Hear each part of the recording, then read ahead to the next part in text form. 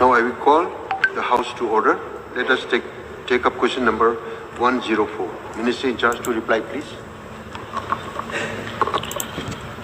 Mr. Speaker, sir. Reply to start question 104. Sir, there is no proposal for the privatizations of Mccl Cement Limited. Yes, the other proposal for a joint venture partner with MCL did not materialize, as no suitable partner was found during that time. Pardon, please. Sir, may I know whether the government would consider setting up a revival task force involving financial experts, engineers and economists to propose a restructuring of the plan? Mr. Speaker, sir, so I would like to inform the honourable members and the House.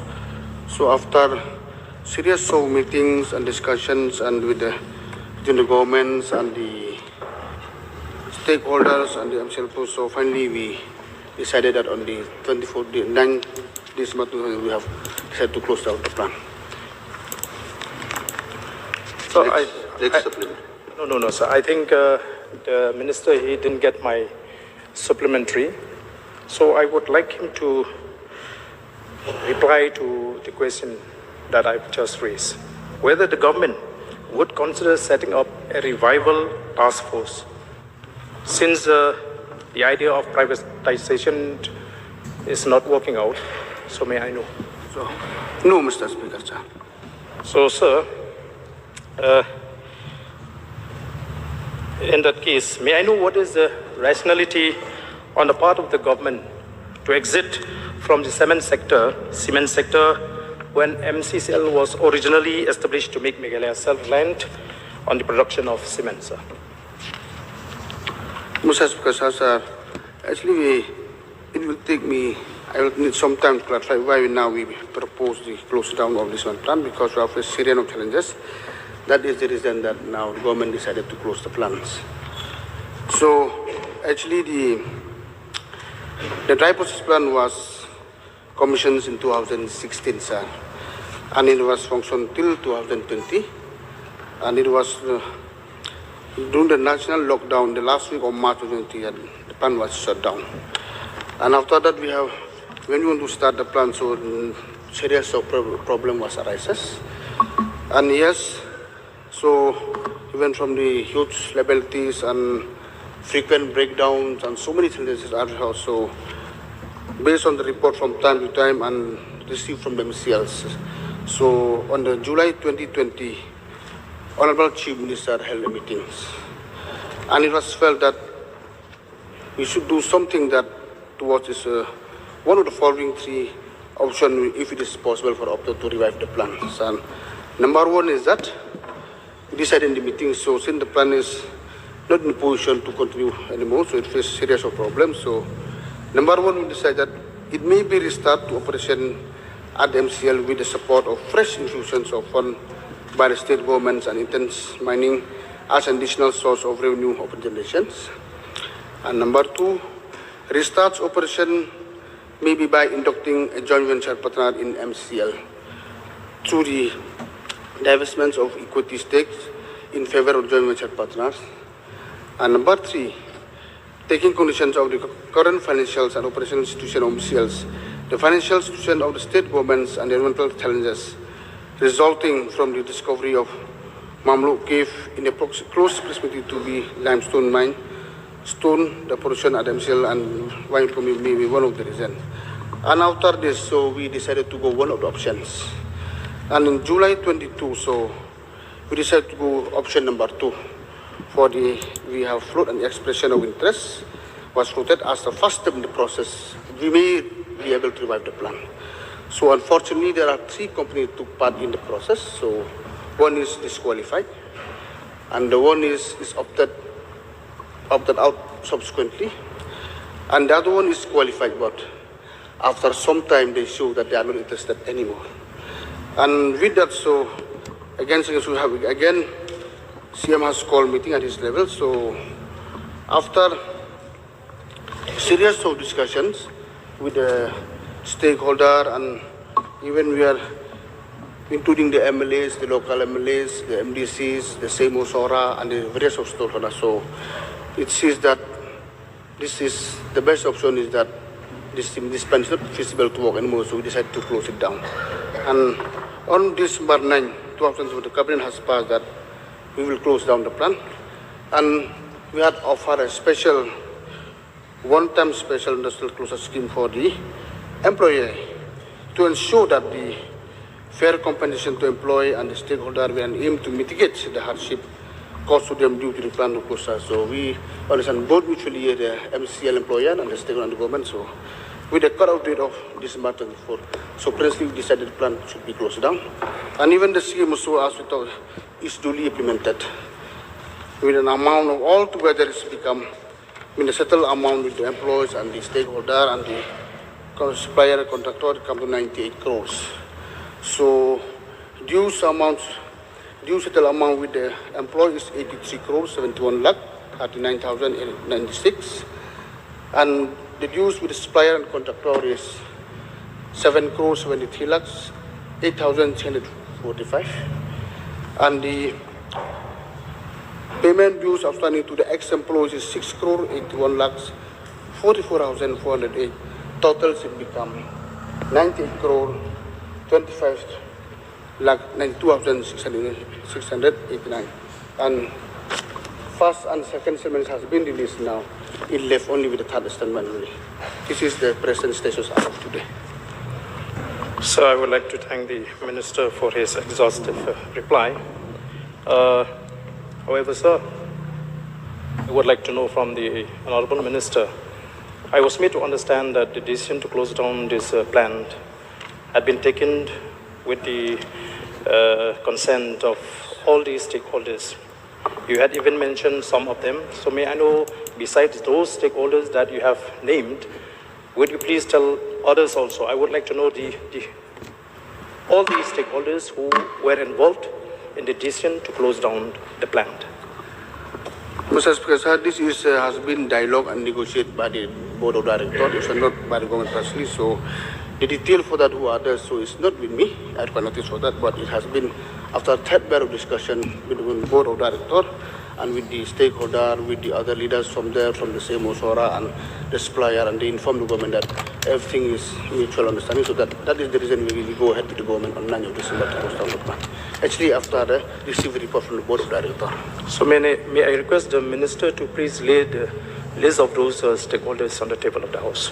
Sure, sir. Okay, sir. Sir, I would also like to thank the Minister for having replied about the outstanding dues that are supposed to be paid to the coal suppliers, transporters. So may I know whether the government has fully cleared the dues or the outstanding that is supposed to be paid to the suppliers, contractors, and also the kind of a compensation that the government is supposed to pay to the employees, whether the government has completed the payment or not. So only last installment is left. For the supplier is full paid already, and for the government employees only 27 crore 36 lakh 93,636 is pending.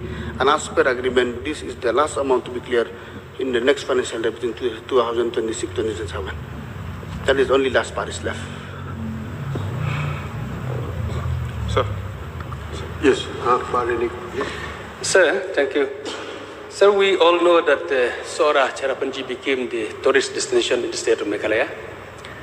May I know from the government and from the Honorable Deputy Chief Minister whether the government has examined to convert these premises, the buildings, all the buildings over there in MCCL, to convert to a hotel or to a resort? Because we understand the demand and the need of the day. And we understand also the mind of the government to close down permanently the MCCL. So may I know the mind of the government, whether the government think to convert this to a resort or to a hotel?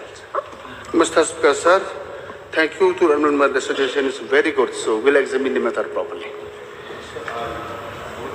Just a supplement, because this is beyond the scope of the industries department and it links to tourism.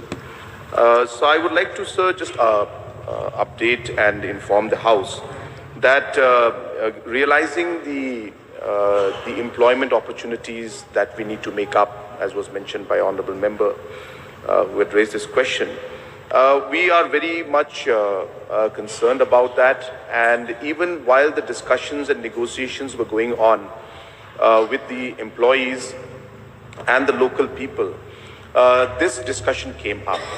And we are very, very actively pursuing it. In fact, we have already had a meeting with the HEMA of Sora, and this, in fact, meeting was held on the 12th of August 2025, where HEMA Sora has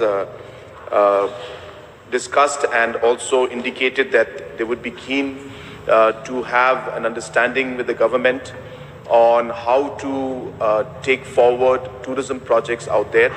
So the discussions and negotiations are still going on, but just for the knowledge of the House and the Honourable Member, that we are very, very actively pursuing this, and we are very hopeful that we will be able to reach to some kind of a positive conclusion. Sir, if that's the case, I want also to understand the mind of the government. We have seen that so many properties has been run by the people. May I request the government to examine also that, if possible, some of the properties be given to a local genuine people to run such kind of properties. If in the future we can convert this into a tourist, a hotel or resort, if we can also given to find a way out to lease out to the local people to run the properties. Yes, sir. So there are multiple aspects.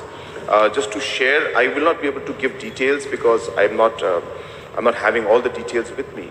But in all of these models where we are taking up the local community and the land belonging to the local, the HEMA or the Drangbashnong or the Dorbar. So we have always had a partnership where profit sharing has been given to the Dorbar or to the HEMA. So therefore, whatever project happens there, number one, the local people benefit not in terms of a one-time payment, but for eternity or till the lifetime of the project, they will get a certain percentage of the turnover of that particular project, number one. Number two, wherever the conditions are there, wherever the land issue, the local people have conditions, we have always respected those conditions. So therefore, if there is a condition that we'll have to figure out how the community would like to run it, we are very much open to it.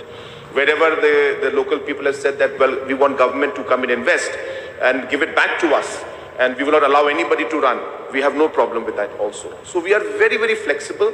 We feel that having a good partnership with the local people is the best and the most sustainable way to move forward. Issue only comes in, sir, when there is a aspect of, the land and a prime location being there. Then for us, we also have to see the revenues that we get for the tourism point of view, where we have to go then for a competitive bidding, because it becomes difficult for us to then justify even to audit and even to public that why did we give to certain party and why did not give to certain party. So depending on those situations, depending on the land, like for example in Sora, the Sora, HEMA Sora, sir, I'm sure the discussions will go in that line. I'm sure that there will be some discussion about who will run it, how we will run it. And I want to make it very clear on this, in the House, that we are very open to the terms and conditions on how we would work with the HEMA Sora to take this project forward. Thank you, sir. Yes, Gavin. Please. So, with regard to the VRS, of course, we are grateful to the government because initially the government had settled to pay the VRS in 3 installments within 3 financial years. But we are grateful to the government for, within just 8 months after the decision making, two installments had already been made. So my only request is that if the government could settle the last installment at the earliest possible. Sure, sir. Next financial year, definitely will be complete the payment. Yes, Karkhana. Thank you, Mr. Speaker. May I know from the Honorable Deputy Chief Minister, how many employees are there in the MCCL? Mr. Speaker, sir, is 201 as per the latest during when we closed the plant. 201 altogether. Sir, besides salary, are these employees who have been forced for BRS entitled to also join this gratuity leave encashment also, sir? Yes, Mr. Speaker, everything is included in the package. That is what's included in that package only.